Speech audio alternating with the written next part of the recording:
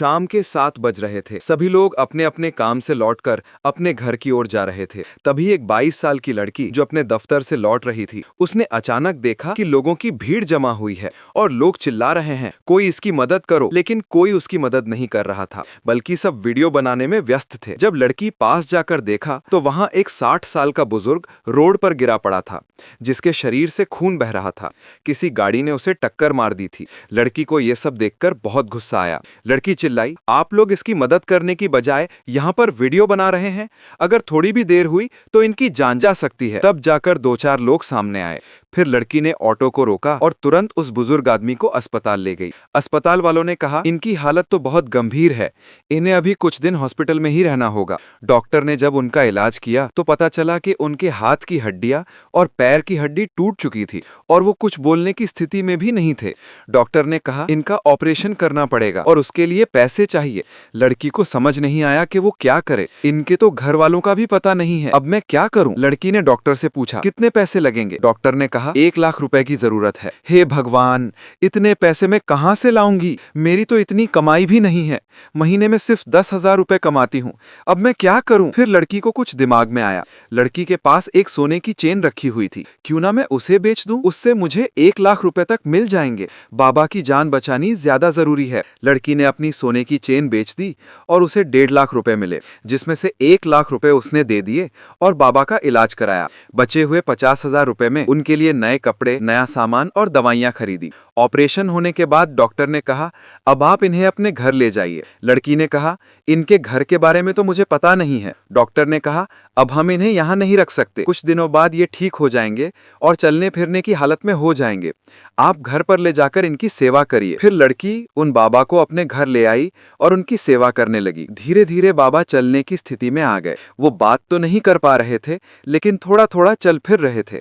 धीरे धीरे करके 10 दिन बीत गए। अब बाबा पूरी तरीके से स्वस्थ होने की स्थिति में थे। उधर एक दिन लड़की के घर के सामने एक कार आकर रुकी और उस कार से एक सूट पहने हुए 25 साल का लड़का उतरा। वो उस बुजुर्ग आदमी का बेटा था। वो उन्हें पागलों की तरह पूरे शहर में ढूंढ रहा था, क्योंकि कुछ दिन पहले वो विदेश में कुछ काम से गया था। तभी उनके पिताजी का एक्सीडेंट हो गया। बाद में जब वो लौटा तो उसे खबर मिली कि पिताजी मिल नहीं रहे हैं, कहाँ हैं? उसने हर अस्पताल में खोजा, फिर एक अस्पताल से उसे लड़की का पता मिला। तब वो उस लड़की के घर पहुंचा। उसने देखा कि लड़की बहुत प्यार से उनके पिताजी को खाना खिला रही है, दवाइयां दे रही है। ये देखकर लड़के की आंखों में आंसू आ गए। उसने सोचा, न जाने मैं क्या सोच रहा था कि मेरे पिताजी कहाँ किस हाल में जी रहे होंगे, लेकिन यहाँ तो उनकी बहुत अच्छे से सेवा हो रही है। वो पिताजी के पास गया। पिताजी, आपके साथ ऐसा कैसे हो गया? पिताजी अच्छे से बोल नहीं पा रहे थे, लेकिन कुछ टूटे फूटे शब्दों में बताया कि वो टहलने जा रहे थे, वहीं उन्हें एक गाड़ी ने टक्कर मार दी और वो गिर पड़े, उन्हें चोट लग गई। लड़का पिताजी की बात समझ गया। उसने लड़की की तरफ देखा और उसका धन्यवाद किया। आपने मेरे पिताजी की बहुत सेवा की।